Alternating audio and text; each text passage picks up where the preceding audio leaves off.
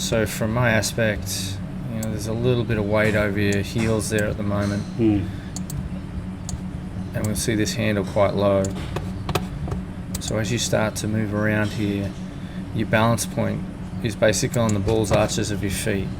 So you can see how much you've moved in there and how much higher that shaft is than where it started from. Yeah. Okay.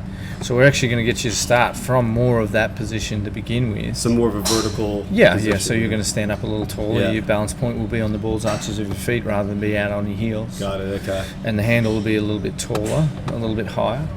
And then you won't have to stall and stop so much, and that's why I get kind of jammed up. Yeah. That's why we've got that look That's there. amazing. Until you see it on video, you don't really realize it's happening, yeah? But the old story is a cliche, but you don't know what you don't know. So, and even if I stood there and you videoed yourself and you still looked at it, you wouldn't know why. No. Okay. That's obviously my job. So, as far as speed, that kind of stuff goes, it's a pretty good rhythm. It's nice. It's really nice. But I'd like to see it get a little less busy. Okay. So we'll have the handle up, and from front on here, we're probably going to have this ball position a little bit further forward. Yeah. So it doesn't get as much shuffling there. Yeah. And this knee is not going to go in there.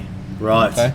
So is the lower body bit too active. So active, what happens is our little friend Newton, if you push into the ground, it's going to push back at you equal and opposite. So, however, if you only push into the ground with one foot, this heel's off the ground and this knee's going backwards. Yeah. It's going to be really difficult in 2/100ths of a second to get from where that club head is back down to impact here, from what you were doing. So the sequence starts a little. It doesn't start too bad, but the problem is because you've over-rotated here back this way, then it has to stall and stop and catch up, and that's where your hands and arms go, and then you've got to go again. Right. Okay. So am I over-rotating as well? No question. Well, over-rotating is part and parcel of that of the knee. Of the knee and the heel coming off the ground. So if I can get you to push into there, and if I said to you that's all going to be straight. Yeah. The other part to that equation is then we start to, we then start to look at what your spine's doing. That's not exactly great for your body. Right. Okay. Yeah. So if you can talk about that's a pretty. We'd like to see that straight. Let's put it that way. Yeah. Okay. So from my point of view, we get that knee back over there and that hip a little bit better. That's going to be a hell of a lot straighter all the way through and put less pressure on your lower back. Okay. Okay. So then we can start the sequence a little bit better on the way down. So where do you start? Do you start from the ground up then? Ground up, always a ground up. So this pushes down a lot, and then it pushes up. Okay, you have to help me work that out. Yeah. So what would the distribution I get of weight be? I guess through the swing at address. Yeah, we've got roughly about 55% in your left foot. Right. As you go back, you'll have roughly at the top of your backswing anywhere between 30 to 40% still pushing into that left foot. Okay. Now, of course, we've all been told at some stage in our golf careers that 90% has to be over here, so you load it into that right side. Now, if I got you to stand there and just put your arms over here, your center of mass doesn't move, but just put your arms over here, you would have almost 70% over there already. Yeah. Okay, then you've got the rotational force of this thing moving around. Yeah. So you've actually got to push into the ground quite considerably. Yeah. All right. So if we then go and have a look at, let's say,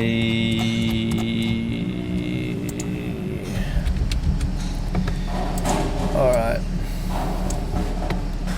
And this will give you some indication. So here's the pressure in his feet. Oh, right. Okay. Now, after this, subsequently, this was when he was playing pretty awful a couple of years ago.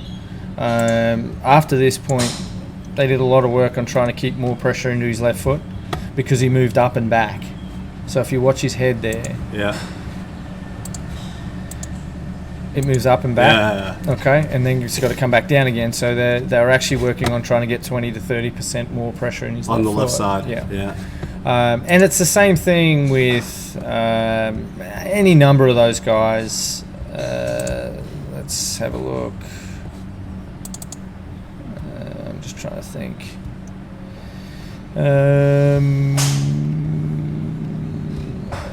We'll go back to him.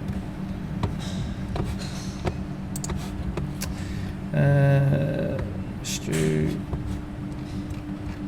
And you see his trace, his pressure trace moves out and across and then sort of stalls here a little bit, and that's one of the things that happens when you're moving up and off the golf ball. However, it's not as much as what people would think, but if you look at the top of his backswing here, his spine's straight. Right. That's amazing, yeah. Okay. So that is kind of what we're after. Yeah. So for you, sir,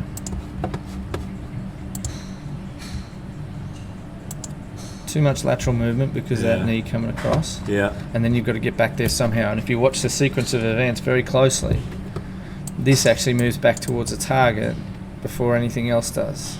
You can start to see it tip there. Okay? Yeah. All right. Let's go and do it.